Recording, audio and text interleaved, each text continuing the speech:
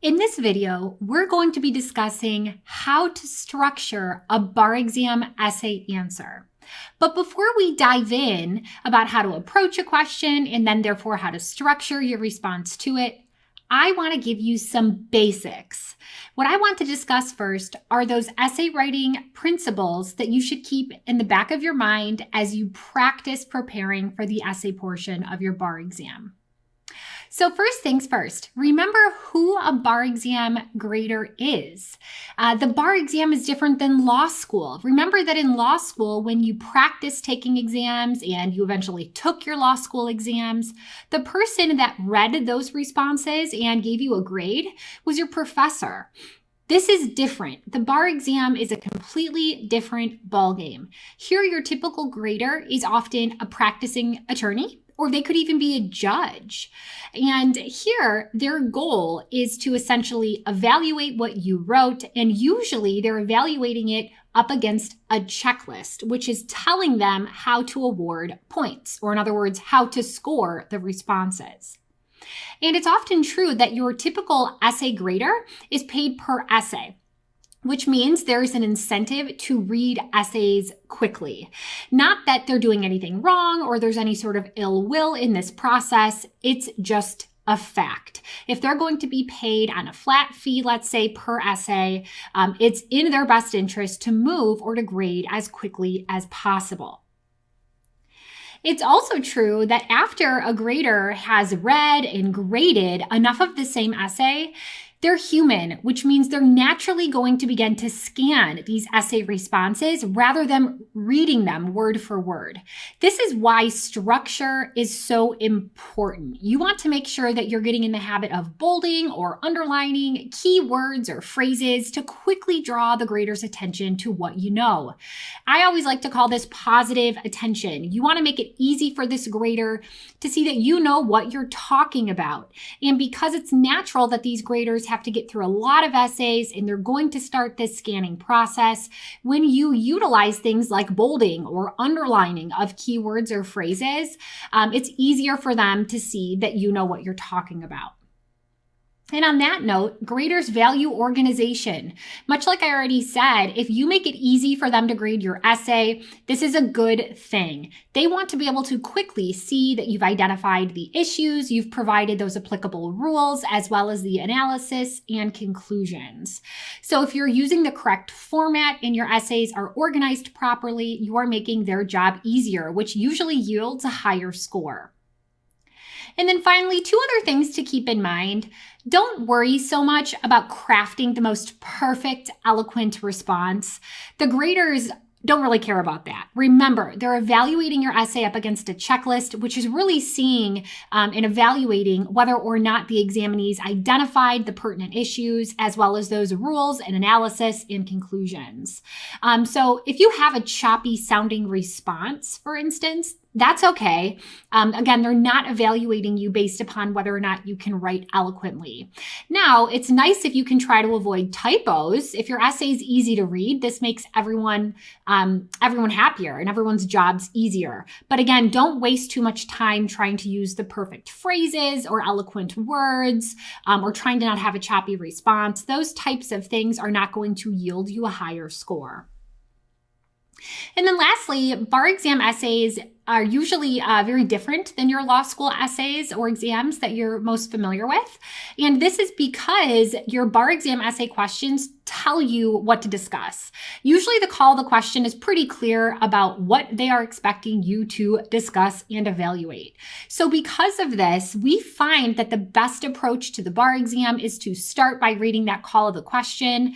Sometimes they've specifically enumerated multiple questions they want you to discuss, and then you read your fact pattern. Finally, because they're being so clear about what you should be discussing, you should make sure that you structure your whole answer around the call of the question. So now that you have some of those principles in mind, let's talk about how to approach a bar exam essay question. So we think the best way for you to approach an exam question is one in which helps you quickly identify the subject that's being tested as well as the pertinent issues. So we find that for most questions, the best way to effectuate this is to start by reading the call of the question first. And if you're not familiar with what I am discussing or referring to when I say the call of the question, this is usually at the bottom of the essay. The essay starts with all the facts, and then the call of the question comes last.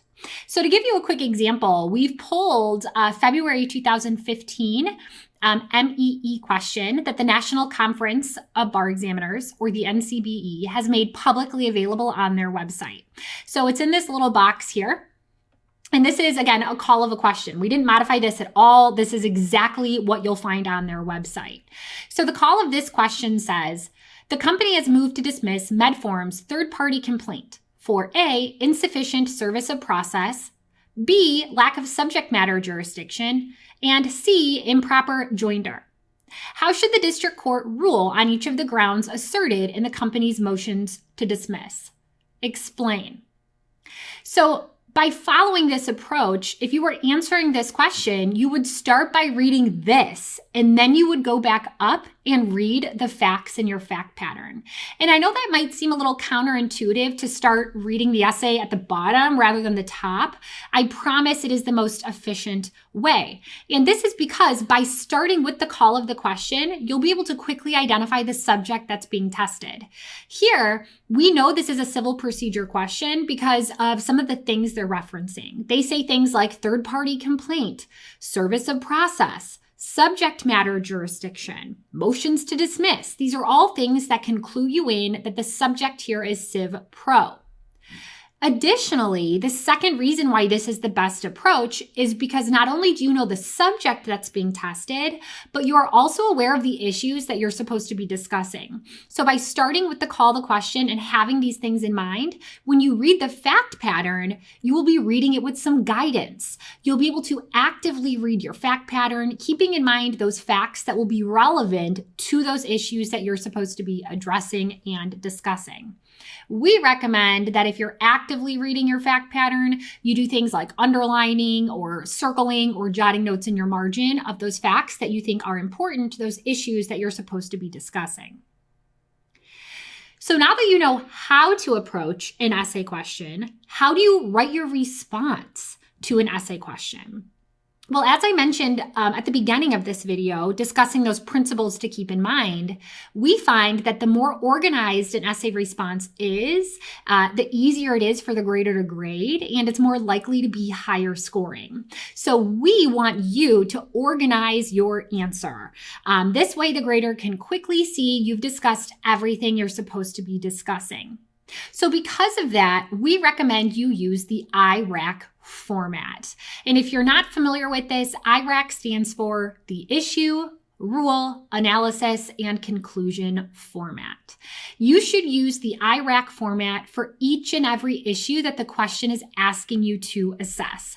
So for instance, if there's 2 questions, you'll have 2 IRACs. If there's 4, you're going to have 4, because again, you should have an IRAC for each issue that you're expected to discuss.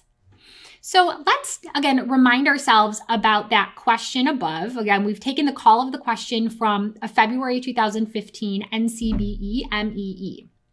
And there are 3 things we're supposed to be discussing, which is insufficient service of process, lack of subject matter jurisdiction, and improper joinder. So with that in mind, the way you would want to format a response to this question is following that IRAC format, which here you can kind of see in this gray box. There's 3 issues. So in a very basic sense, you would have 3 IRACs, right? Issue 1, the rule, the analysis, the conclusion. Issue 2, its applicable rule, analysis, and conclusion. And then issue 3 with its applicable rule, analysis, and conclusion. So let's look a little bit more specifically at how we would format a response to the specific question we're already familiar with.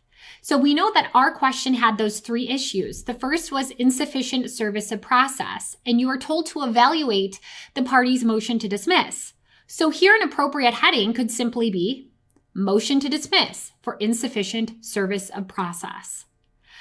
What we recommend is that you keep your issue statements or your headings, whatever you like to call them, short and sweet.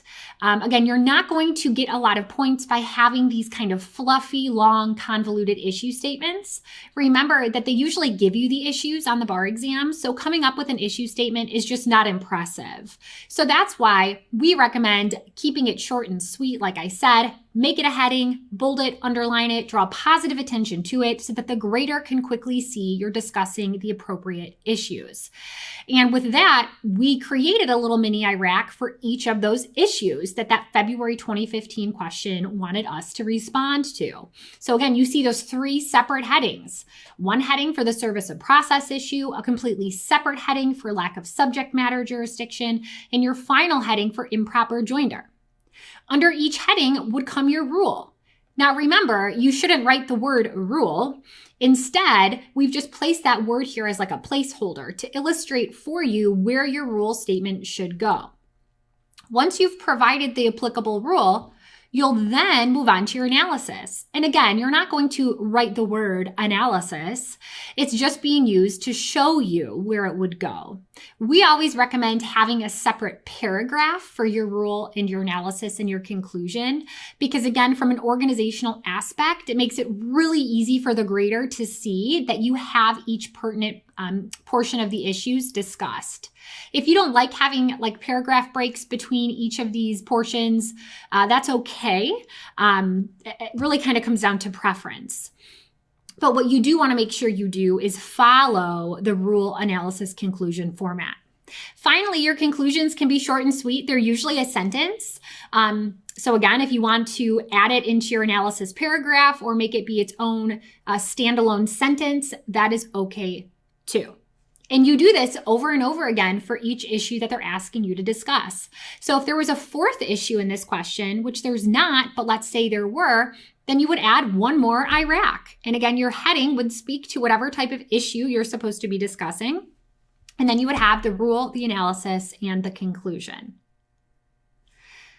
So not only is this helpful to a grader in terms of it being properly organized, and if they are grading up against a checklist, which they usually are, they can quickly see that you've discussed everything that you are supposed to have discussed. But to bring this full circle, this approach is also having you structure your answer around the call of the question. And the reason that is so important is because graders can't give you points for discussing something you weren't supposed to discuss. So when we say structuring your answer around the call of the question, this means you are only addressing those things at issue. So again, here, the call of the question only asked you to discuss 3 things. And that's all you would discuss here. And that's what we mean when we say structuring our answer around the call. We're omitting anything that might otherwise be going on, but that's not being asked about. Because again, it's just a waste of time because the graders can't give you any points for discussing something that was not at issue or that was not specifically asked about. So hopefully, now that we've gone over how to structure an essay response, you can put it into practice.